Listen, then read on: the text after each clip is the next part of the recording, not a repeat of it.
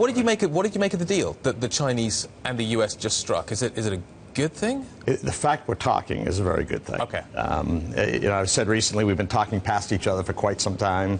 The fact that we will agree to come to the table and really dig into this topic is really a big step forward. There's a lot of pessimists about whether we'll make any real progress, but the fact that we're at the table together is very promising. What's the role of governments in this versus the role of rogue individuals or rogue organizations? Good question. We saw a lot of individual attackers many years ago. We've done, as an international community, we've done quite a good job, I think, in forcing kind of the individual attackers out. Unfortunately, they've been replaced by the organized groups, nation states, organized crime, or just well-structured kind of splinter groups. They're much more sophisticated. They're certainly persistent, much more difficult for us to deal with. So if I'm a company with IP I want to protect, do I feel safer now that we're talking? I'm happy that we're talking, but do I actually feel safer that we're talking? Yeah, there's not sufficient evidence today to say you should feel safer. I mean, I think we need to be vigilant. We need to really think through our defenses and do all of the things that, as an international community, we've been talking about to protect, very sensitive intellectual property and trade secret. I don't see any relief in sight in the near term.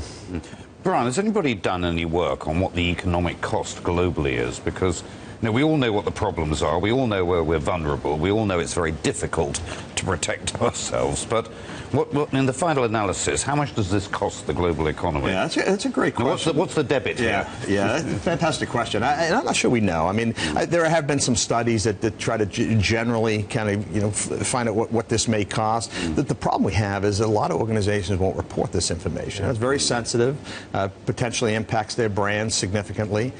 So there's many companies that just will not report if they've had a loss or a theft. So there's a big part of the data set that's actually missing today. So I don't think we know just yet. Is that the information sharing that you would like businesses to go about sharing when attacks happen? Not exactly, but there may be some value in that as well. What we're proposing is information sharing that would allow another organization to potentially detect and prevent an attack. So very specific information about what we call indicators of compromise or various tactics. This is very relevant, very timely information. The problem we've had today in information sharing is that information is made available oftentimes weeks and months later. It's of no value to me. If I see an attack this evening, I need to characterize that.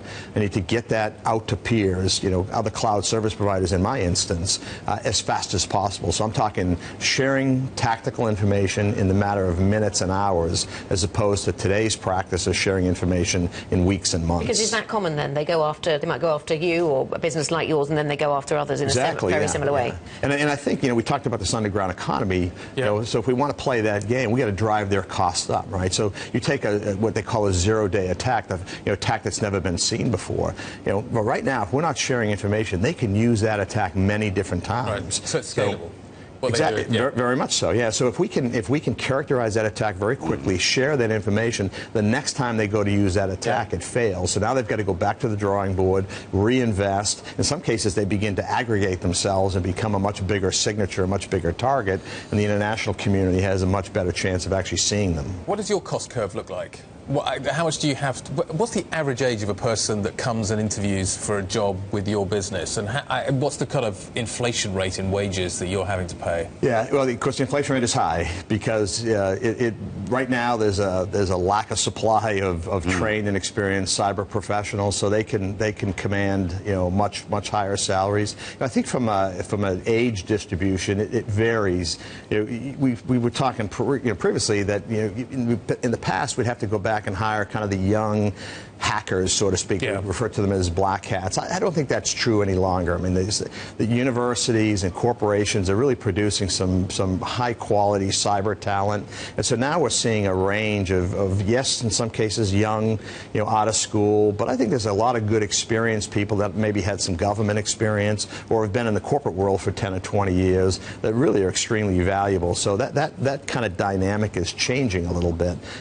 Problem is, though, we still have a deficit deficit in trained security professionals, and so we're all competing pretty aggressively for the best of the best.